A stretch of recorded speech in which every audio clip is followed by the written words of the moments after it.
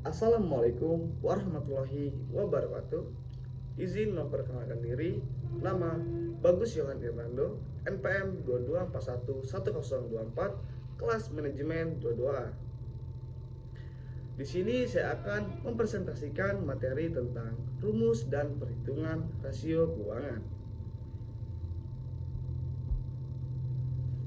Pengertian rasio keuangan merupakan suatu perhitungan rasio dengan menggunakan laporan keuangan yang dapat berfungsi sebagai alat ukur dalam menilai kinerja perusahaan. Menurut Harahap 1992-297, rasio keuangan adalah angka yang diperoleh dari hasil perbandingan dari suatu pos laporan keuangan dengan pos lainnya yang mempunyai hubungan yang relevan dan signifikan, atau berarti rasio keuangan dapat digunakan untuk mengetahui apakah telah terjadi penyimpangan dalam melaksanakan aktivitas operasional perusahaan. Menurut Wild Subramanian dan Halsey 2005-36, rasio merupakan alat untuk menyediakan pandangan terhadap kondisi yang menyadari. Rasio merupakan salah satu titik awal, bukan titik akhir. Rasio yang diinterpretasikan dengan tepat mengindikasikan area yang memerlukan investigasi lebih lanjut. Dari definisi ini, rasio dapat digunakan untuk mengetahui apakah terdapat penyimpangan-penyimpangan dengan cara membandingkan rasio keuangan dengan tahun-tahun sebelumnya.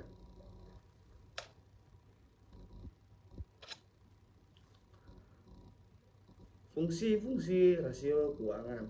Apa sih fungsi-fungsi rasio keuangan itu? Yang pertama ada mengetahui optimalisasi finansial.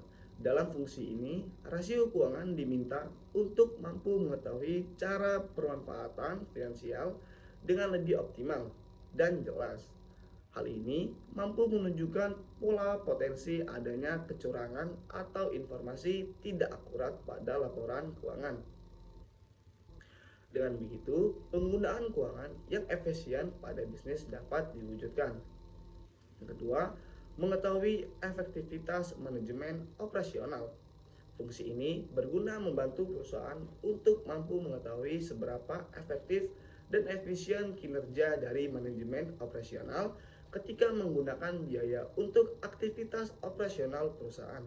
Yang ketiga, memastikan penggunaan aktivitas telah optimal. Aktiva merupakan hal yang tak kalah penting untuk dipahami dan dievaluasi guna memastikan pemanfaatan keuangan telah optimal. Jumlah aktiva yang dimiliki perusahaan mampu menjadi bahan pertimbangan dalam mengambil kebijakan. Tanpa fungsi rasio keuangan, optimalisasi penggunaan aktiva tidak bisa diketahui secara akurat dalam perusahaan. Yang keempat, menunjukkan kondisi keuangan perusahaan.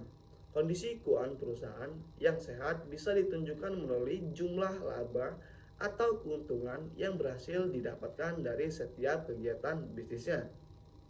Dan yang terakhir, menjadi acuan analisis kemampuan perusahaan untuk berkembang. Agar bisa terus bertahan, perusahaan harus bisa memastikan bisnisnya mampu berkembang dengan konsisten dan menjanjikan. Pengembangan bisnis ini bisa berupa pendirian cabang, memperluas cakupan wilayah pemasaran, menginovasi produk dalam dan sebagainya.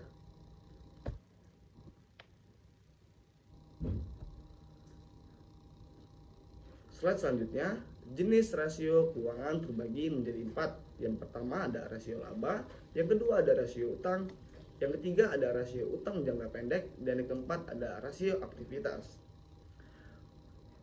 Yang pertama, rasio laba. Rasio ini menganalisis perusahaan untuk mengetahui seberapa besar kapasitasnya dalam menghasilkan laba melalui aktivitas bisnis yang dilakukan. Yang kedua, rasio utang. Rasio utang merupakan metode yang berguna untuk menganalisis kemampuan perusahaan dalam melunasi utang jangka pendek maupun jangka panjang. Yang ketiga, rasio utang jangka pendek. Rasio ini digunakan untuk menganalisis kapasitas atau kemampuan perusahaan dalam melunasi utang jangka pendeknya. Dan terakhir ada rasio aktivitas. Analisis aktivitas ini berguna untuk mengetahui kemampuan perusahaan, peran aktiva yang dipunyai dalam menghasilkan laba perlu diketahui.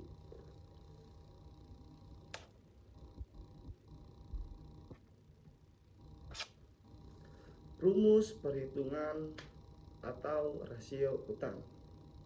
Rumus rasio likuiditas berbeda-beda sesuai dengan jenisnya. Ini rumusnya.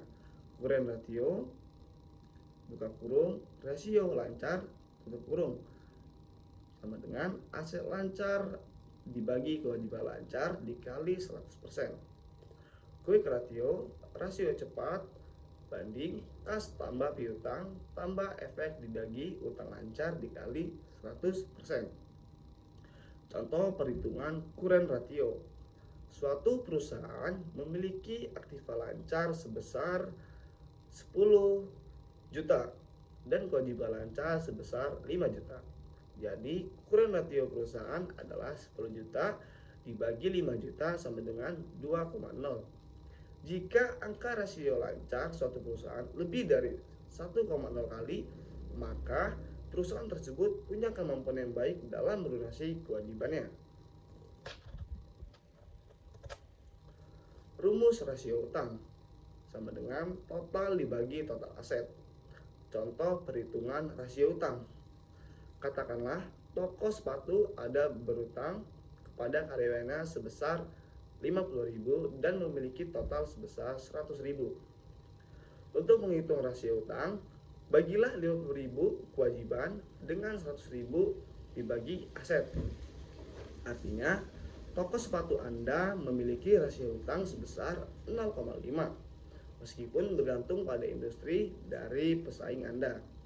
Rasio utang ini umumnya dianggap menguntungkan. Rumus rasio solvabilitas dibagi sesuai dengan jenisnya sebagai berikut. Yang pertama, rasio utang terhadap aktiva. Jumlah seluruh liabilitas perusahaan atau total aset memiliki perusahaan dikali 100%. Yang kedua, rasio utang terhadap ekuitas. Jumlah seluruh liabilitas dibagi ekuitas pemegang saham dikali 100%. Jika rasio solvabilitas makin tinggi, berarti perusahaan dianggap mampu untuk melunasi utang-utangnya. Contoh perhitungan rasio utang terhadap ekuitas. Pemilik PTB memiliki ekuitas di perusahaan sebesar 100 miliar dari total aset sebesar 250 miliar. Yang artinya 150 miliar ini didapat dari hutang. Sementara itu, kewajiban-kewajiban lainnya adalah diantaranya PTB jika di total sebesar 25 miliar, maka dari segi D atau E, PTB dengan perhitungan rasionya solvabilitas diantaranya adalah sebagai berikut. Rumus rasio solvabilitas DE sama dengan debit dibagi equity. Solvabilitas D garis miring E sama dengan 155 miliar ditambah 25 miliar sama dengan 100 miliar sama dengan 175 miliar dibagi 100 miliar sama dengan 1,75.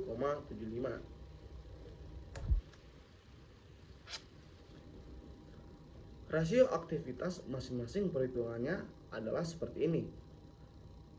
Yang pertama, perputaran piutang. Penjualan perusahaan dibagi rata-rata piutang dikali 100%. Yang kedua, perputaran persediaan. Penjualan perusahaan dibagi persediaan milik perusahaan dikali 100%. Yang ketiga, perputaran aktiva tetap. Penjualan perusahaan dibagi aktiva tetap punya perusahaan dikali 100%. Dan yang terakhir, perputaran total aktiva. Penjualan yang dihasilkan perusahaan dibagi total aktiva dikali 100%. Contoh perhitungan rasio utang terhadap ekuitas. Yang pertama, diketahui perusahaan C adalah pemasok suku cadang. untuk alat berat dan semua pelanggan melakukan transaksi secara kredit. Penjualan kredit bersih untuk tahun ini adalah sebesar 100 juta dan rata-rata piutang usahanya adalah 250 juta. Berapakah perputaran piutang usaha perusahaan C? Perputaran piutang usaha sama dengan 1 miliar dibagi 250 juta. Maka perputaran piutang usaha sama dengan 4. Sekian presentasi yang bisa saya jelaskan. Kurang lebihnya saya mohon maaf. Pada Tuhan saya mohon ampun. Wa taufiq wal hidayah. Wassalamualaikum warahmatullahi wabarakatuh.